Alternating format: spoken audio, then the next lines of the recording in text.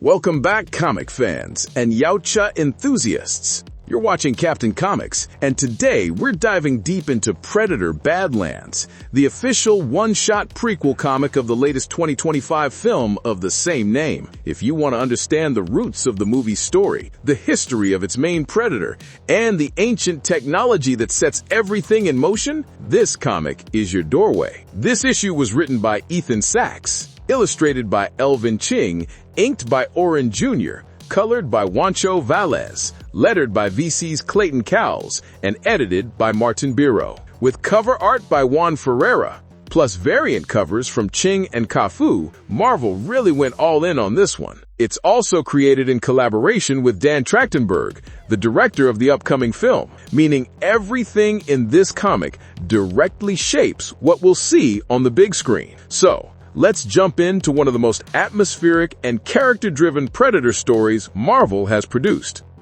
A journey begins in the depths of space. Our story opens far away from the hunts, trophies, and jungle mayhem we normally associate with the Predator franchise. Instead, we're aboard an alien spacecraft belonging to a species we've never seen before. Their language is called Kishoric, and it flows across the ship's display screens as the crew prepares for cryosleep. Before they enter their pods, the aliens give their AI mainframe one last task: guide them safely to their destination, protect them, ensure the mission continues. The AI accepts its directive, logical, obedient, unchanging. But then, fate intervenes. During a later stretch of the journey, the ship is hammered by asteroid debris. Warning lights flash, alarms cascade through the corridors, and the vessel spirals helplessly toward a distant moon orbiting Pelkonen 4. The aliens sleep through the chaos. The ship slams into the moon, and time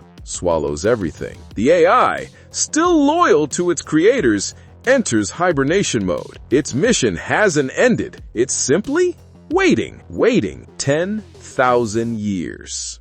Two Yautja brothers and a mission that should have been simple. Jump forward across millennia and we meet the real stars of this story. Two Yautja brothers, Darak and Quay. Their father gives them a straightforward task, at least on the surface: retrieve an ancient piece of alien technology from a derelict ship that crashed ages ago. To the Yautja, collecting valuable tech is as respected as a successful hunt. It's a test of discipline, bravery, and obedience. And for Darak, the younger brother, this mission is his chance to finally prove himself. Darak has spent his life feeling like the runt of the clan, always falling short of expectations. He wants to earn respect. He wants to stand where Quay stands. But the ship they're entering is no ordinary wreck. It's the same vessel that crash-landed 10,000 years ago, and what waits inside is still very much alive.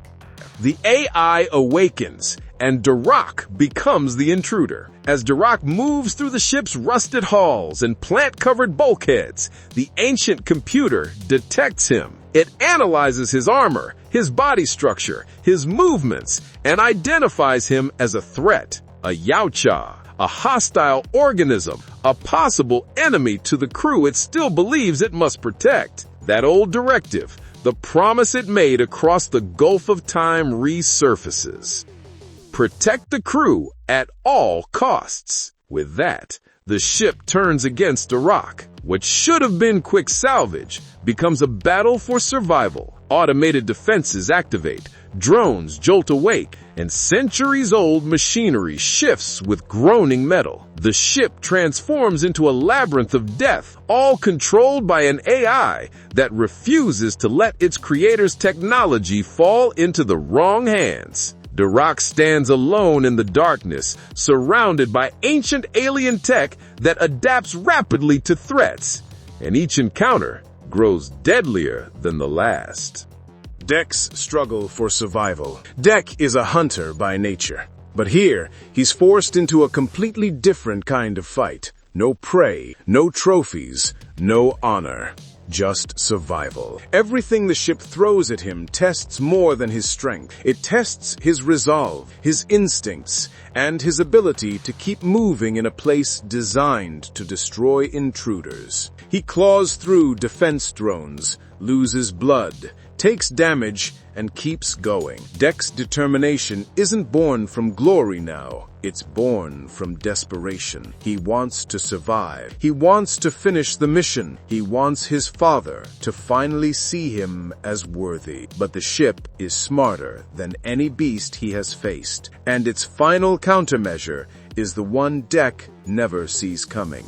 The explosion that ends the mission. When Dek finally reaches the technology he was sent to recover, the AI unleashes one last catastrophic defense. The ancient systems overload. Explosions shake the ship. Fire races through the halls. Dek is thrown across the room, broken and bleeding. The mission is lost. The core is destroyed, and Dek is moments from death. But Dek is not alone. Through the smoke and chaos, Quay returns for him. This is one of the comic's most emotional moments. The reminder that even in the brutal, honor-bound world of the Yautja, brotherhood still matters. Quay lifts Dek from the wreckage and drags him out as the ship erupts behind them. The ancient AI, having fulfilled its directive, is gone. The wreckage collapses in flames. The alien technology is lost forever. Dek lives, but he does not feel victorious.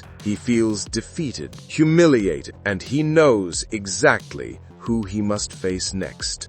The return home and a father's cruel judgment. Back on their clan's world, the brothers kneel before their father. This is where the story's true sting happens. Instead of recognizing Dek's effort, the injuries he survived, or even the fact that he faced a 10,000-year-old alien death trap, his father responds with disdain. He attacks Dek, physically, brutally. He calls him a failure, a weight around the clan's neck, the kind of shame no Yautja wants to carry. But this moment, painful as it is, becomes the core of Dek's identity. His father's cruelty doesn't crush him, it sharpens him. It forges something inside him that the comic uses as its emotional cliffhanger. Dek rises, scarred emotionally and physically, and makes a vow. He will forge his own path. He will prove himself to his clan. He will become the hunter he was meant to be.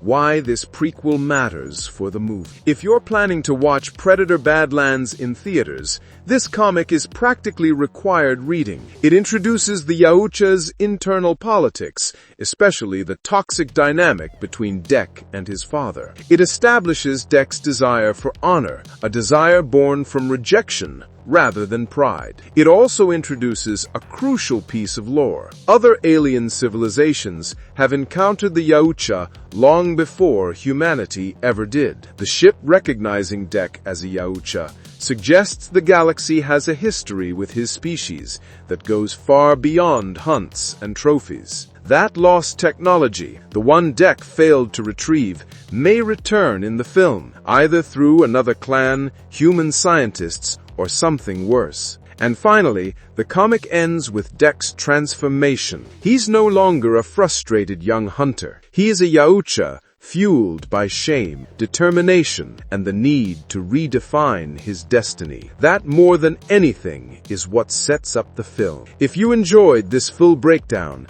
and want more lore-heavy deep dives just like it, make sure to subscribe and stay locked in. Captain Comics has much more Predator content coming.